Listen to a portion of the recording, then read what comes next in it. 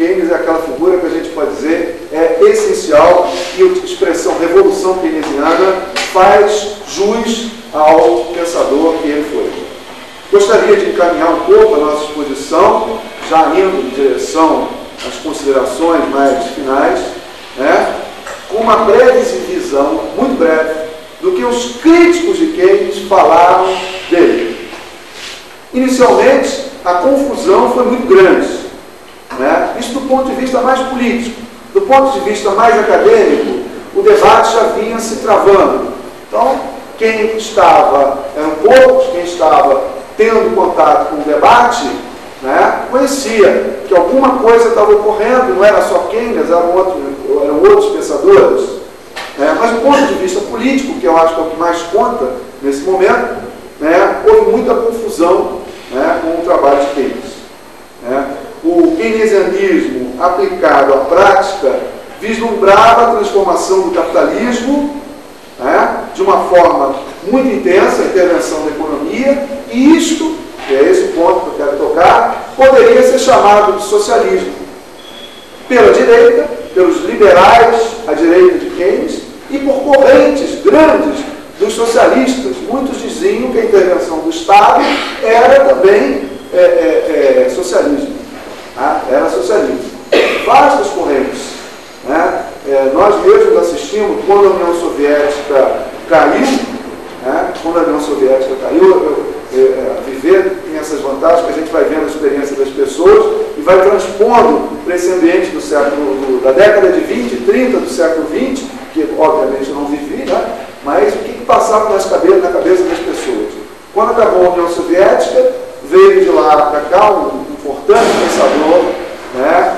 Um homem de esquerda, crítico do regime comunista que existia, mas mais crítico ainda do fim da União Soviética, porque ele achava que a União Soviética deveria se passar por uma reforma, mas manter o socialismo, manter o comunismo. Não o partido único e muito menos a ditadura desse partido único, nem a economia centralizada, muito planificada. Pois muito bem, na UERJ nós fomos lá ouvi-lo e ele sai com uma pérola que causou espanto em toda a audiência. Né? Ele disse que o modelo que ele defendia era um modelo keynesiano de economia.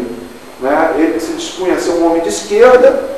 No final do século XX, ele dizia: o que eu almejo para a nova, não era mais isso, União Soviética, chamava aquela altura de Federação Russa, o nome dele, Comunidade de Estados Independentes, é a aplicação do modelo keynesiano. Quer dizer, o keynesianismo entrou nas fileiras do socialismo. A audiência ficou meio escapelada, mas eu atribuo isso às dificuldades e à confusão mental que passava esse autor, né, face às transformações profundas, um sistema em crise. Nós precisamos manter a economia funcionando, criar alguma economia, né, distribuir alguma renda, e é o keynesianismo que a gente vai lançar a mão. Né? Então, eu imagino que nos anos 20, a esquerda também tenha pensado assim. Já os liberais, não. Críticos. A gente vai ter uns trechos aqui muito interessantes. Tá? Então, o keynesianismo aplicado à prática, né, causava mais impacto na esquerda, mas um profundo também impacto no pensamento da direita política.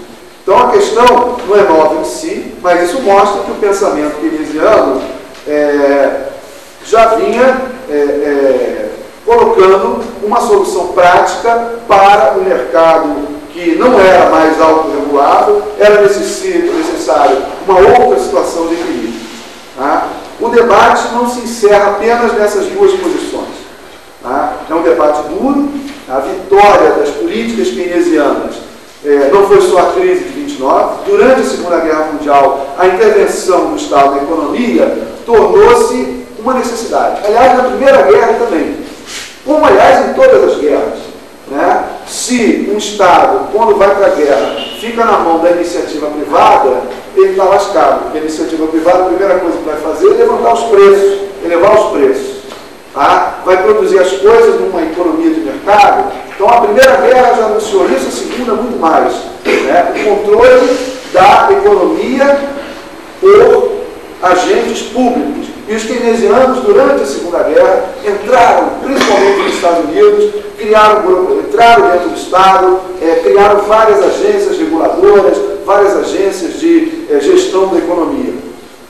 Isso está muito bem descrito no livro de um grande keynesiano, recém-falecido, o professor John Kenneth Galbraith, no seu livro Pensamento Econômico em Perspectiva, uma História Crítica.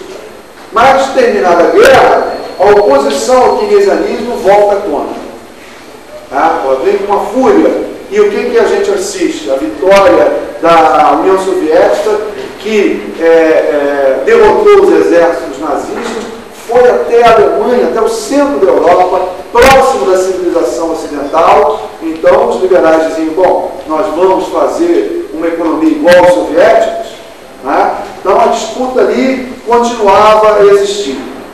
O próprio Keynes vai dizer qual foi a resultante dessa disputa nos Estados Unidos e dos Estados Unidos para a Europa. A resultante, ele chama de um keynesianismo de centro, para a contenção do déficit público e da inflação. Ficaram descartados, no momento da admissão de que políticas keynesianas seriam aplicadas, ficaram descartados tanto o não keynesianismo quanto um keynesianismo de esquerda. Como nós vimos aqui, existem setores da esquerda que se chamam políticas keynesianas. Os críticos diziam que o keynesianismo de esquerda era gastador e via déficit público ia gerar inflação. Então teria um keynesianismo de compromisso no pós-guerra. Foi esse keynesianismo que nós tomamos contato. É isso que a gente estuda, Quando a gente dá história econômica, a gente fica no período pós-45, estudando Fordismo, Taylorismo, para medidas keynesianas, maneiras de demanda, aquela coisa toda. É esse keynesianismo. É um keynesianismo de compromisso. É isso que o livro do John Kenneth Galbraith nos mostra. Não é um keynesianismo abstrato, é um keynesianismo muito plasmado, já sem o Keynes, ele faleceu em 46, não sei como ele analisaria, seria interessante ver como ele analisaria as práticas keynesianas, isso não foi possível. Então é um keynesianismo em que direitos liberais admitiram práticas keynesianas, mas coletivas. É esta a impressionante vitória do keynesianismo como teoria explicativa de política pública efetivamente praticada. Estas colocações mostram que, mesmo em meio a uma fortíssima crítica, o realismo das políticas keynesianas acabou por se impor. De um lado, os liberais, nós vamos ler um trecho de Friedrich Hayek. Em 1944, a realidade, mesmo sem Keynes falar, já apontava a intervenção do Estado. E Hayek faz um libelo bastante contundente, um documento muito grave de base crítica à intervenção do Estado na economia. O Hayek vai ser responsável pela manutenção isolada de grupos de pensadores que se reuniram numa cidadezinha na Suíça, que não aceitavam o keynesianismo nem as políticas keynesianas. Ele se manteve como um liberal um tempo muito grande depois do sucesso que se tornaram as políticas keynesianas.